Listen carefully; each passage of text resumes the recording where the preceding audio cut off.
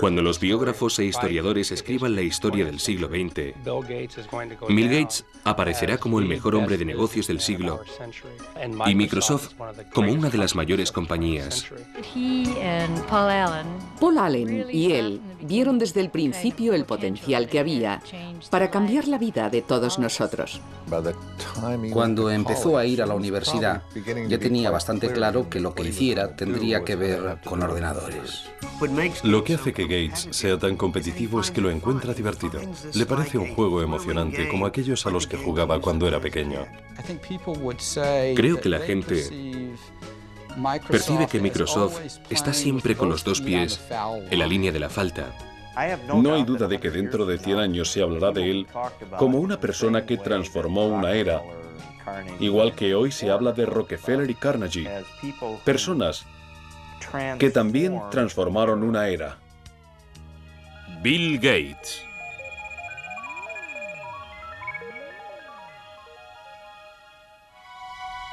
Los valores que condujeron a Bill Gates a convertirse en un titán de los negocios del siglo XX se remontan a sus raíces en el antiguo noroeste. El bisabuelo de Bill, J.W. Maxwell, fundó el First National Bank en Seattle. Los Maxwell disfrutaban de sus privilegios y de su posición social, pero nunca presumieron de su riqueza.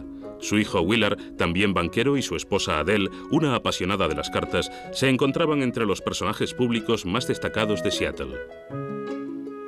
Su única hija, Mary, era una niña despierta e inteligente que se dio a conocer como representante de alumnos de la Universidad de Washington. Atlética y emprendedora, a Mary Maxwell se la conocía como Risitas. Su voluntad y su energía sorprendían a todo el que la conocía. Hay gente que tiende a estar siempre en el centro de la acción. Mary estaba siempre en el centro de la acción. Mary era sincera, decidida, encantadora e increíblemente enérgica. Fue en la universidad donde Mary Maxwell conoció y se enamoró de un joven erudito, Bill Gates Jr., quien se convertiría en uno de los abogados más destacados de Seattle. Cuando Bill y Mary se casaron en 1951, ella decidió dejar su trabajo como profesora para formar una familia y dedicar su tiempo a obras benéficas. La primera de los 3 hijos de los Gates, Christy, nació en 1953. Luego vino su hermano Bill Gates III, nacido el 28 de octubre de 1955. Le llamaban 3. Eso fue porque es el tercer William Gates, y los que juegan a las cartas en la familia creen que todo lo que tenga un 3 es bueno. Así que se quedó con 3. Bill y su madre mantuvieron siempre una relación muy estrecha. Ella incluso se lo llevaba a los colegios en los que daba charlas voluntarias. No quedaba mucho para que el precoz de Bill leyera la World Book Enciclopedia de la A a la Z. A veces desaparecía durante horas y cuando le preguntabas, ¿qué estás haciendo?, él te respondía, estoy pensando, mamá.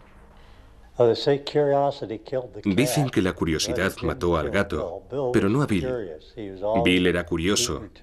Siempre estaba dispuesto a aprender, animado por sus padres. Los Gates apreciaban la competitividad y al joven Bill Gates le encantaba probar su habilidad tanto en actividades al aire libre como en juegos de interior. Entre sus juegos de mesa favoritos estaban Riesgo, donde el objetivo es dominar el mundo, y el eterno Monopoly, donde con algo de suerte cualquiera puede convertirse en un magnate. Le gustaba competir jugando a las cartas con su hermana, resolviendo rompecabezas, esquiando, haciendo vela, en cualquier cosa. Quería hacerlo todo bien, tan bien como cualquiera de las personas que estuvieran con él. Todos los veranos los Gates iban a un lugar llamado Chirio en el Canal Hood. Allí Bill, junto con su hermana pequeña Libby y el resto de la familia, se reunían con unos amigos y organizaban sus propios Juegos Olímpicos. Si pasabas un par de días con ellos, volvías agotado de tanto juego y tanta actividad. Era una situación muy animada. Era todo muy competitivo, no hay duda. Y los niños eran parte de ello. Nunca había un momento de aburrimiento.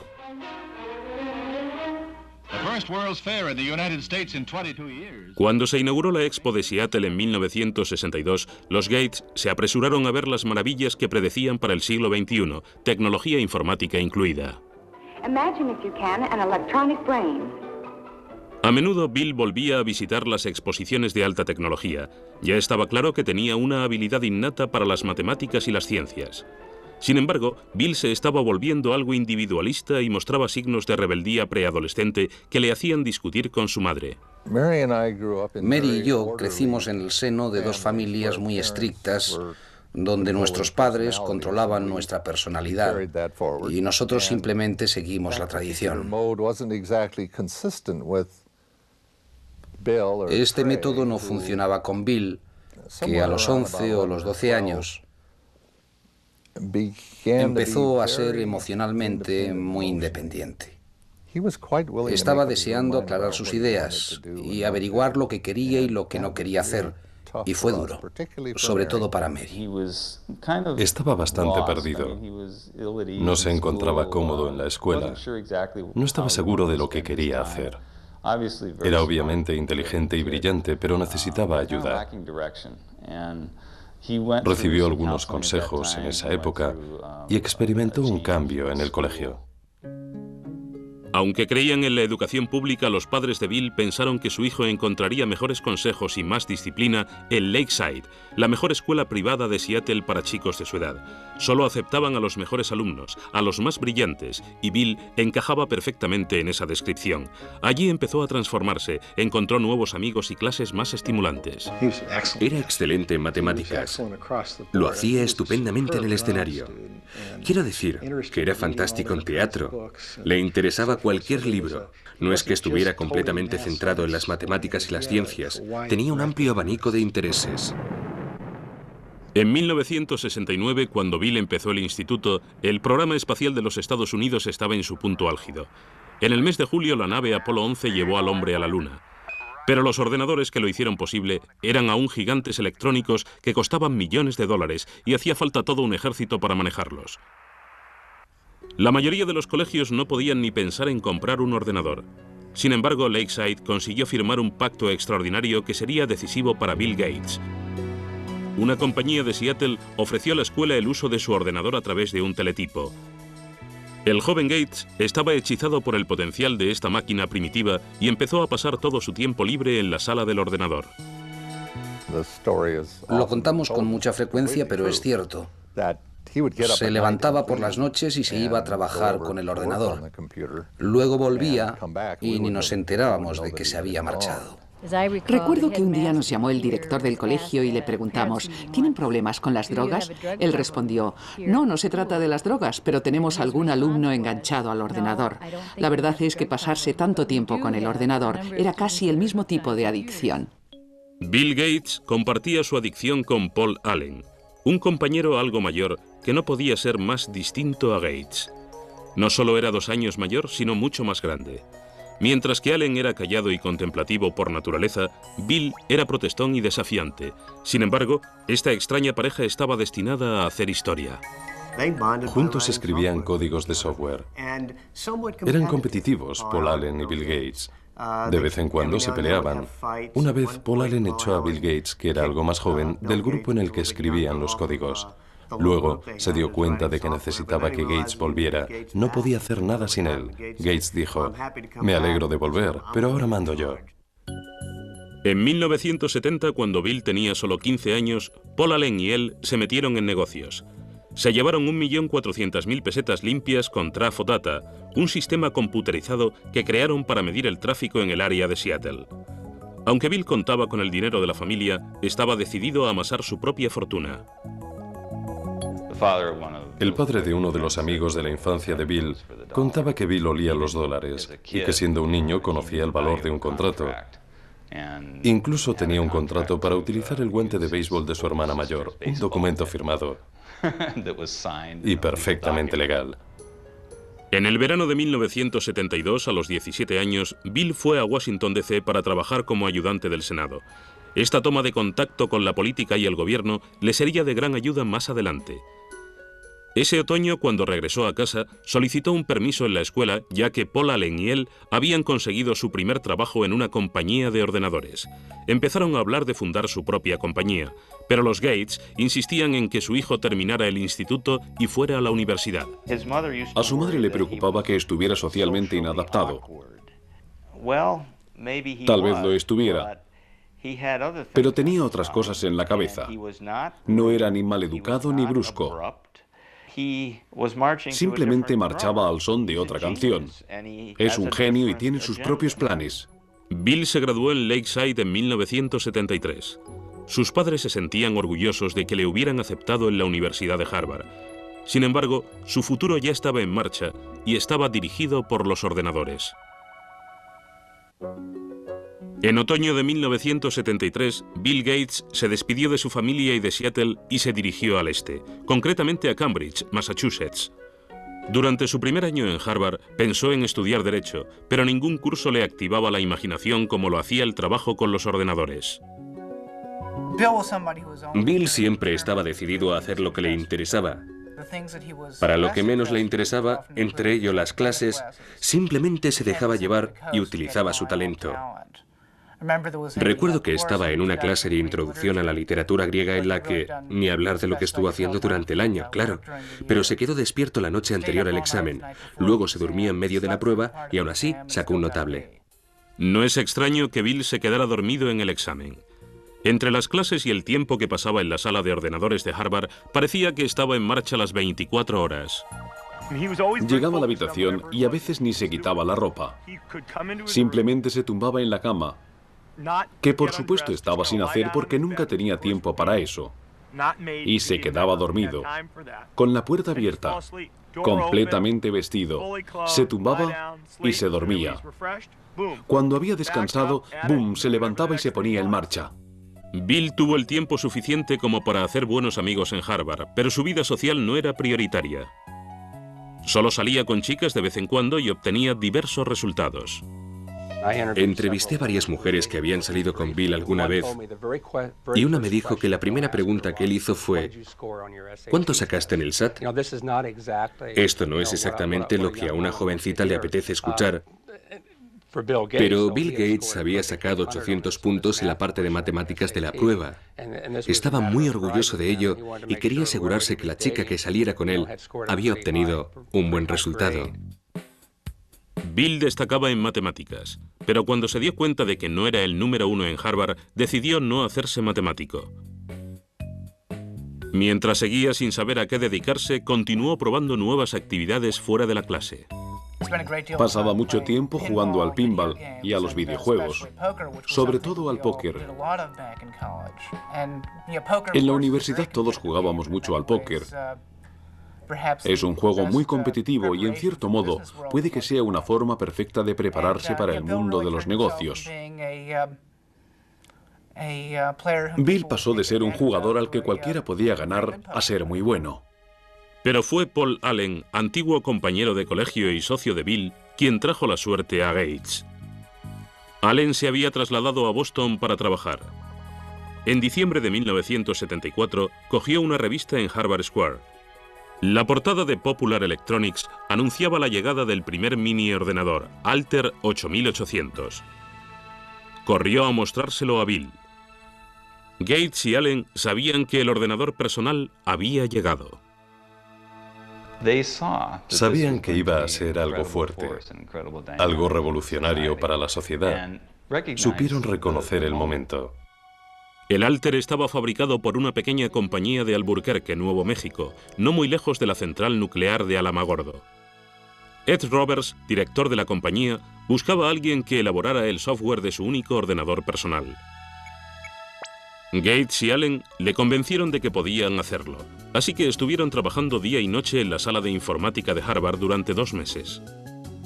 En febrero de 1975, Paul Allen fue a Albuquerque para probar el programa que Gates y él habían creado. Cuando cargó lo que Bill Gates llamaba el código más chulo que he creado nunca en el Altair, vio que funcionaba.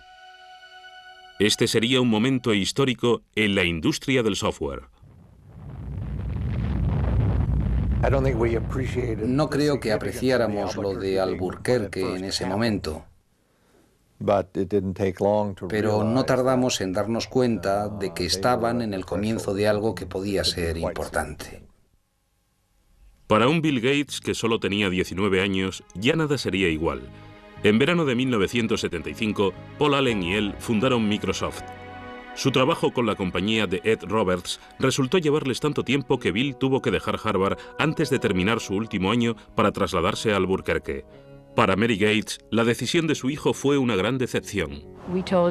Le dijimos que habíamos ahorrado para que fuera a la universidad y que si no terminaba en un tiempo razonable, tendríamos que destinar esos ahorros a otra cosa.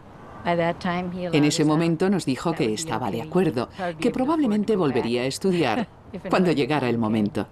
Bill estaba seguro de que había tomado la decisión adecuada, pero transformarla en software no iba a ser tan sencillo. El entorno de los ordenadores personales estaba rodeado de usuarios que querían compartir información nueva y software sin pagar. Esto enemistó a Bill con sus colegas. Había un montón de chavales y universitarios intentando enterarse. Bill no caía muy bien porque les decía que eso era robar, que él lo había creado y que era suyo.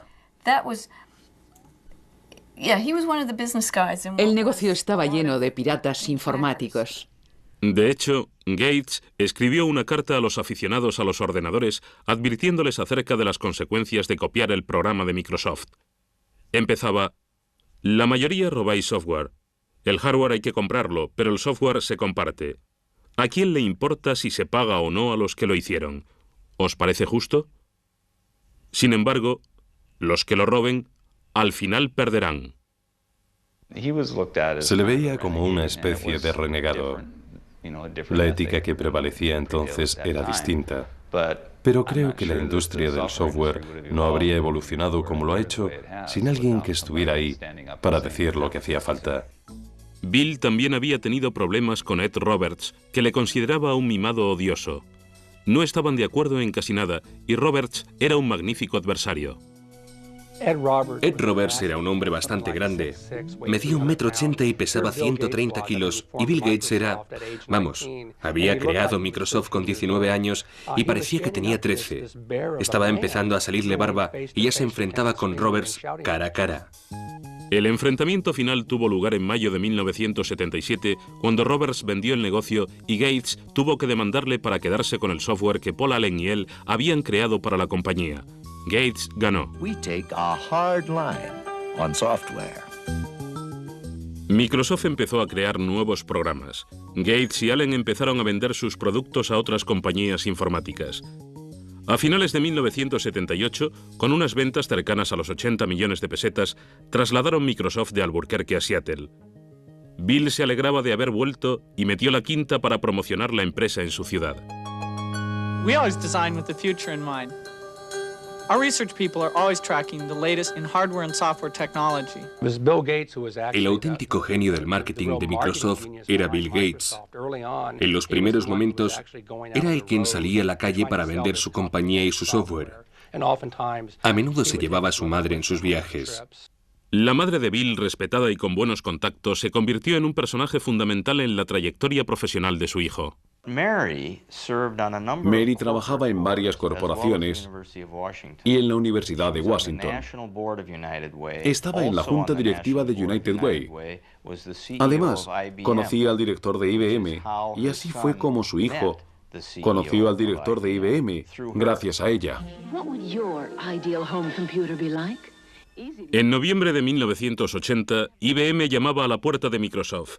El mayor fabricante de ordenadores del mundo quería hablar con Gates y Allen acerca de un sistema operativo para su nueva línea de ordenadores personales. Desde la primera reunión, IBM captó mal a la persona con quien estaba negociando. Parecía un crío. Estaba delgadito. Llevaba una pelambrera algo informal. Y la gente no le tomaba como un hombre de negocios. Pero los jefazos de IBM pronto descubrieron que Gates no era un principiante. Les convenció de que Microsoft podía enviarle software nuevo. De este modo compró un sistema operativo ya existente y luego lo adaptó a los ordenadores de IBM, lo llamó MS-2. Bill Gates, un hombre de negocios sagaz, sabía dónde encontrar un sistema operativo. Salió a la calle y a pocos kilómetros lo encontró por 800 millones de pesetas. Pero lo mejor fue que para desarrollar ese sistema operativo para IBM, querían comprar el código original de lo que les había dado los derechos sobre el sistema operativo, o lo que se dio a conocer como DOS. Pero Microsoft se negó a firmar. Al no tener los derechos sobre el sistema operativo, IBM tendría que pagar a Microsoft por cada copia de DOS que instalara en sus ordenadores. IBM estaba a punto de perder su puesto en la lista de ventas. Mientras el resto de las compañías compraban ordenadores más baratos que los de IBM, Microsoft les vendía el mismo sistema operativo a todas. En ese momento se estaban fabricando muchos ordenadores. Me sorprendió que no sé quién ganará en el negocio del hardware, pero Microsoft tiene muchas posibilidades en el del software. Entre 1978 y 1981, el crecimiento de Microsoft fue espectacular. La plantilla pasó de 13 a 128 empleados. Los ingresos pasaron de 300 a 1.300 millones de pesetas de la noche a la mañana. En 1983, el software del 30% de los ordenadores personales del mundo era Microsoft. Bill Gates nunca apartó la vista de la base de todo. Nunca volaba en primera a menos que fuera absolutamente necesario. A menudo viajaba en autobús y se ponía una manta por la cabeza para poder dormir. Sus padres le habían educado en el valor del dinero y del trabajo, y esto se reflejaba no solo en cómo llevaba su vida, sino en cómo llevaba a Microsoft. A principios de los 80, la industria pasaba por un momento importante, sobre todo para aquellos que aún no habían cumplido los 30. Microsoft empezó a trabajar con el software de compañías innovadoras como Apple y su gurú Steve Jobs. Muchos consideraban el Macintosh y su software lo más ingenioso del momento, el producto del futuro. To create a new standard, it takes something that's really new and really captures people's imagination. And the Macintosh, of all the machines I've ever seen, is the only one that meets that standard. Pero Microsoft y Apple no tardarían en iniciar una dura lucha por los derechos de la siguiente generación de programas de software. Bill Gates estaba a punto de recibir una noticia que haría que Microsoft se tambaleara.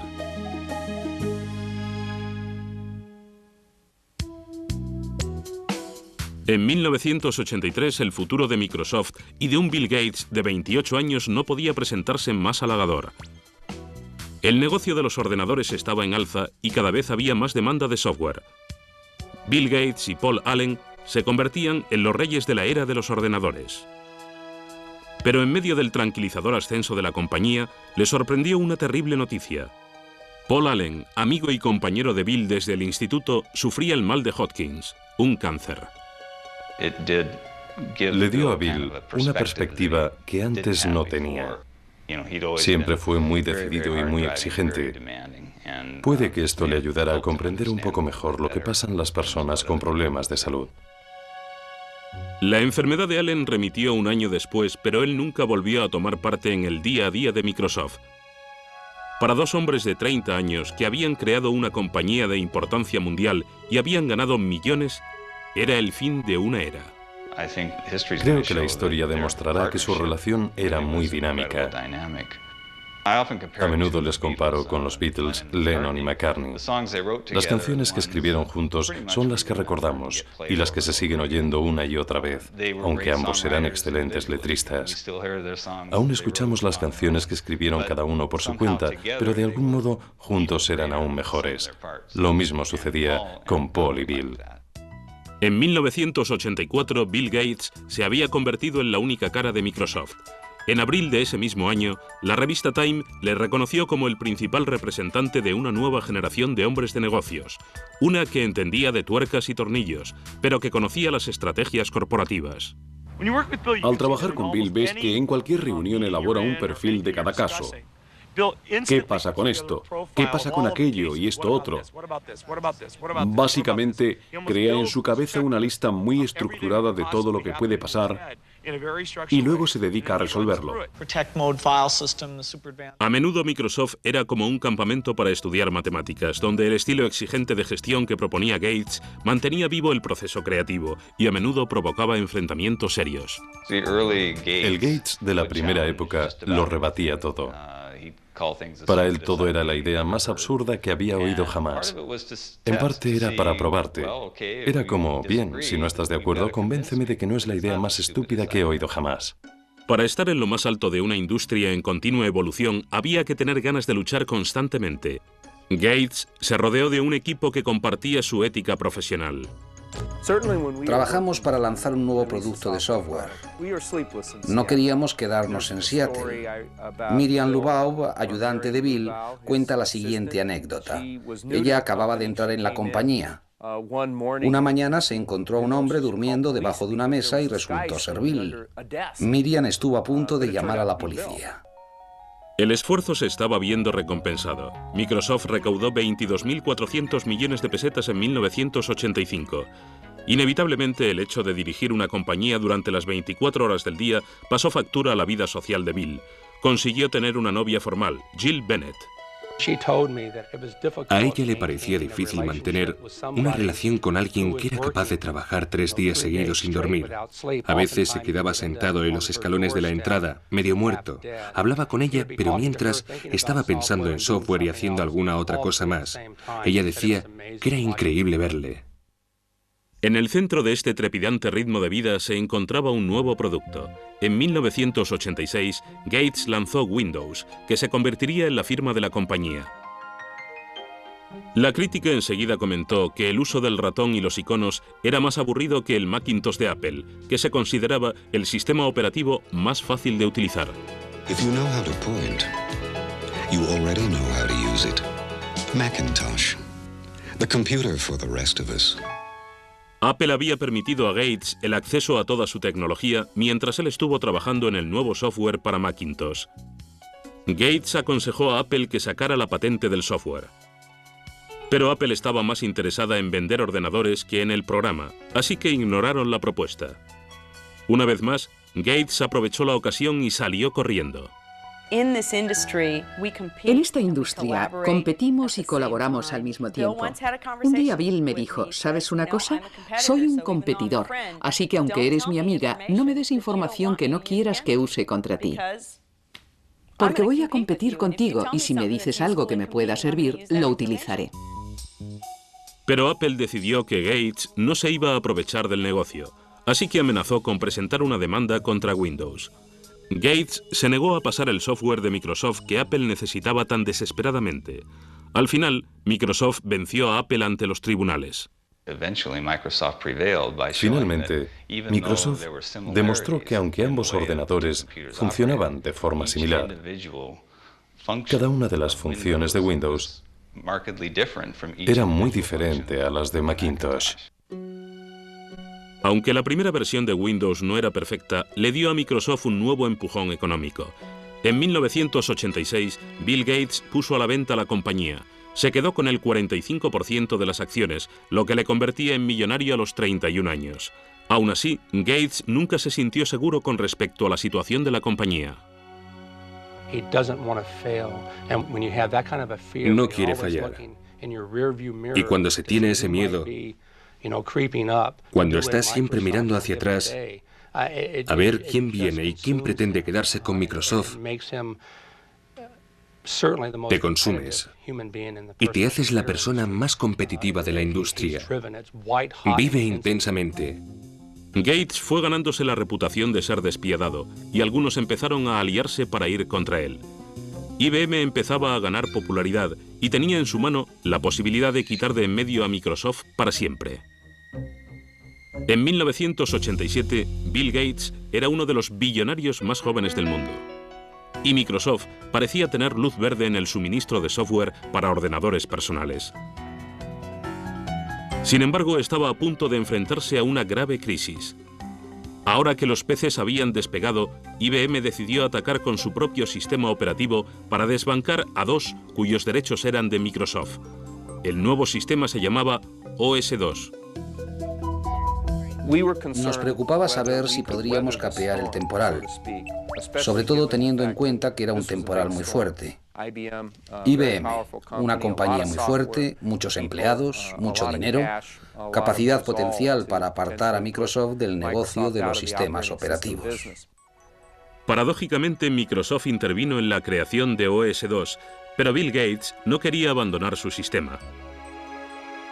Decidió arriesgar el futuro de su compañía y su propia reputación con la versión de Windows que su equipo estaba actualizando, aunque ello significara la pérdida de IBM como cliente principal. El 22 de mayo de 1990, Microsoft lanzó Windows 3.0. Esta nueva versión se convirtió en un éxito de ventas. Finalmente, OS/2 fracasó y dejó a Microsoft el monopolio virtual de los sistemas operativos.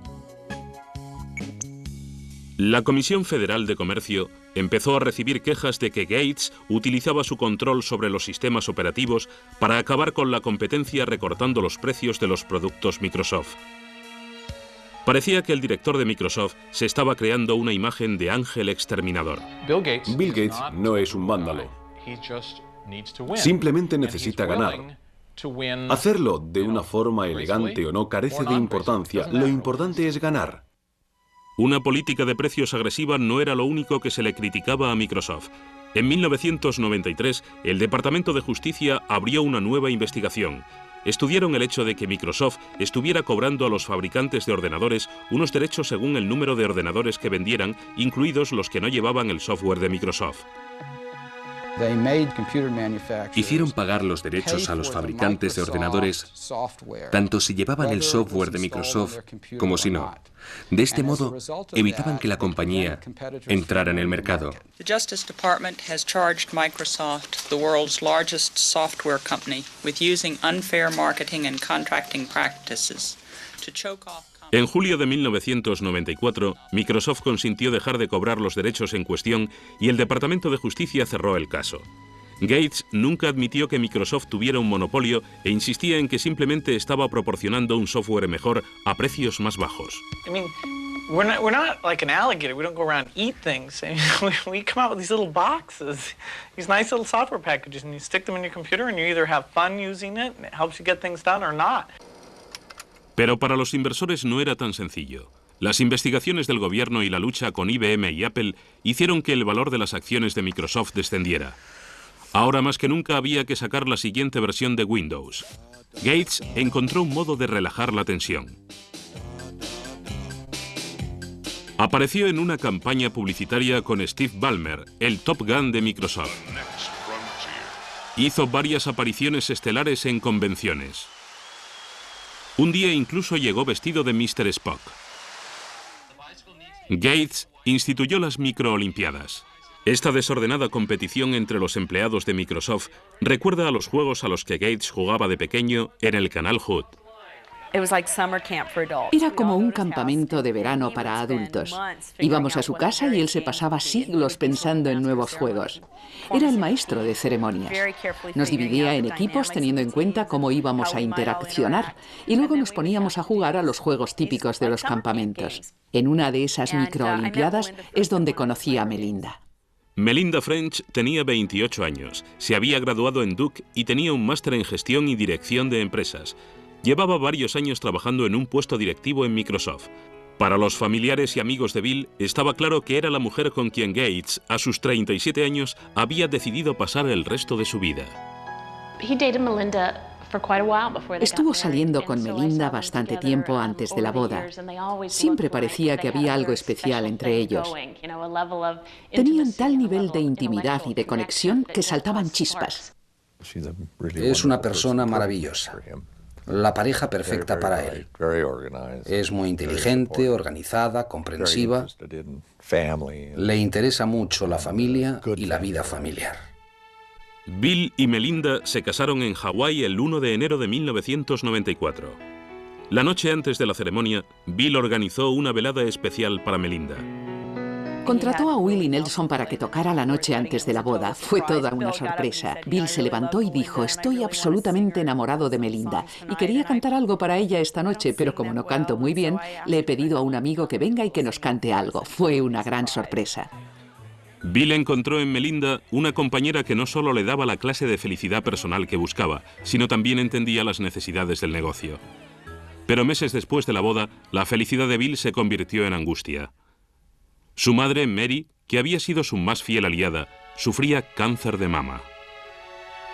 Murió en la mañana del 10 de junio de 1994. Bill acudió a su casa para estar junto a su madre. Cuando llegó a casa, hacia las 3 de la madrugada, la policía le había parado por exceso de velocidad. Por supuesto, el policía le reconoció. No era la primera vez que le paraban por ir demasiado rápido. Le miraron y le dijeron, ¿qué pasa? Él respondió al policía con lágrimas en los ojos. Lo siento, mi madre acaba de morir. El policía le dijo que siguiera, pero que aminorara la marcha. La muerte de su madre le afectó. Nos afectó mucho. En los años siguientes, Bill continuó la creación de una asociación filantrópica destinada a proyectos educativos y de salud, desde donde lo había dejado su madre. Pero ni toda su riqueza ni todo su poder le protegerían de la crisis a la que se enfrentaría Microsoft. En 1995, Bill Gates, con 39 años de edad, se había hecho la vida de casado. Con su mujer Melinda, se tomó algún tiempo libre para explorar el mundo, desde África hasta China. Parecía que ahora sí, Bill Gates lo tenía todo. This is a man so successful, his chauffeur is Ross Perot, ladies and gentlemen. Please welcome Bill Gates and the Bill Gates Dancers. 1995 fue también un año sensacional para Microsoft. Windows 95 se lanzó a bombo y platillo. El show de Jay Leno iniciaba la campaña publicitaria del software. Windows 95 is so easy, even a talk show host can figure it out. Gates seguía siendo el mejor vendedor de Microsoft, pero de ahora en adelante el jefe no viviría solo para el negocio. El 26 de abril de 1996, Bill y Melinda daban la bienvenida a su primer hijo, una niña llamada Jennifer. Está encantado con la niña. Es maravilloso verle. Para mí, como padre, resulta muy gratificante ver que mi hijo siente por la niña lo mismo que sentía yo por él y sus hermanas. Es muy gratificante. A los 42 años, Bill Gates se ha convertido en el representante del sistema americano. Hoy es el hombre más rico del mundo, con un capital de más de 8 billones de pesetas. Es miembro de un grupo de élite en el que se encuentra Bill Clinton, con quien comparte su pasión por el golf. Presumir de dinero nunca ha sido el estilo de Gates, quien ha gastado siempre bastante en comodidades. En 1997, Bill, su esposa y su hija se trasladaron a una casa de ensueño valorada en 8.700 millones de pesetas. Además del alojamiento de la familia y de los invitados, la casa tiene una librería en la que se encuentra el cuaderno de notas de Leonardo da Vinci, por el que Gates pagó cerca de 5.000 millones de pesetas. Aunque la casa se utiliza en muchas ocasiones para los negocios, para la familia Gates no es más que su hogar. No es más que una casa para la familia, una casa agradable. Recuerdo la primera vez que fui después de que estuviera completamente terminada. Empecé a ver coches de juguete por todas partes. Quiero decir que no es una casa antiséptica en la que te da miedo sentarte o tocar algo. Aunque Bill viva rodeado de tecnología, ha mantenido el sentido de la labor social que con tanto empeño inculcó Mary Gates a todos sus hijos. Bill se ha comprometido a donar gran parte de su fortuna a la Fundación William H. Gates con la ayuda de su mujer y su padre. Han repartido 3.200 millones de pesetas entre las bibliotecas del país para comprar ordenadores con el fin de que otros puedan experimentar lo que Gates sentía cuando era pequeño. No todo el mundo puede comprarse un ordenador. Él se dio cuenta de que darle a todos los americanos, tengan 12 años o tengan 92, la oportunidad de acceder a uno, permitiría que todos experimentaran las sensaciones que él tuvo de joven, cuando estaba en Lakeside. Gates y su familia también han donado 13.000 millones de pesetas a proyectos educativos y de investigación médica. Aunque se le ha criticado por no emplear más tiempo y más dinero en la filantropía, a sus 42 años, Gates no está dispuesto a dejar el timón de Microsoft. La industria sigue evolucionando. Es un juego perfecto porque nunca termina. No puedes sentarte y relajarte. De hecho, en 1997, Gates se dio cuenta de que se estaba quedando atrás en el mercado de Internet. Una compañía llamada Netscape controlaba las ventas de los buscadores de Internet, el software necesario para acceder a los sitios de Internet. En cierto modo, creo que Internet le dio a Bill un nuevo impulso, porque se trataba de algo nuevo que conquistar. Gates decidió limar las diferencias con Netscape, incluyendo su buscador Explorer, con cada copia de Windows. Se trataba de un intento de eliminar a su rival. Si Microsoft decide desbancar a Netscape o a cualquier otra compañía, el consumidor no tendrá dónde elegir. Y si el consumidor no tiene dónde elegir, el mercado no puede funcionar. En las páginas de Internet, Gates aparece caricaturizado como un matón. Su compañía controla el 95% de los sistemas operativos de los PCs de todo el mundo y muchos usuarios creen que Gates no ha permitido que salgan al mercado productos mejores. En marzo del 98, el Senado en el que trabajara Gates de joven llamó al presidente de Microsoft. Una vez más estaba acusado de ejercer un monopolio y de utilizarlo de forma desleal. Microsoft has the power today to exercise predatory and exclusionary control over the very means by which we access this internet. It's a lot like General Motors having the ability to dictate what type of gasoline you put in your car or what interstate you can drive on or even how you get on the interstate. A pesar de las acusaciones, Gates estaba a punto de tomar una decisión importante. La orden de no entregar Internet Explorer con Windows 98 quedaba revocada. Pero Gates seguía en la boca del lobo. En mayo de 1998, el Departamento de Justicia y 20 estados interpusieron una demanda antimonopolista contra Microsoft. Llevaría años revelar los entresijos legales de este caso, aunque ya se han llevado a cabo las investigaciones pertinentes, lo cual ha pasado factura al joven presidente de Microsoft. Creo que para Bill ha sido un duro golpe. Le he visto abatido y deprimido. Yo estaría igual. Una vez tuve una inspección de Hacienda y me pareció horrible. Me imagino que esto será mucho peor. Puede que Gates se sienta herido por los ataques que han recibido tanto él como Microsoft, pero su negocio sigue siendo fuerte y sus clientes siguen ahí. En cuanto al futuro, Bill ya ha comenzado a llevarse la compañía a un nuevo terreno. En 1996 empezó con un canal 24 horas por cable, MSNBC. Ahora es el dueño del mayor archivo de fotografías digitalizadas e imágenes de arte. Gates también ha estado estudiando el uso de la informática en espectáculos en compañía de los grandes magnates de Hollywood como Steven Spielberg. Bill Gates sigue siendo el competidor que siempre ha sido, tanto si se le recuerda como un magnate que se dedicaba a robar, como si se le recuerda simplemente como el chico que construyó la mejor trampa para ratones. Nadie podrá negar el impacto que su vida ha tenido en nuestra era.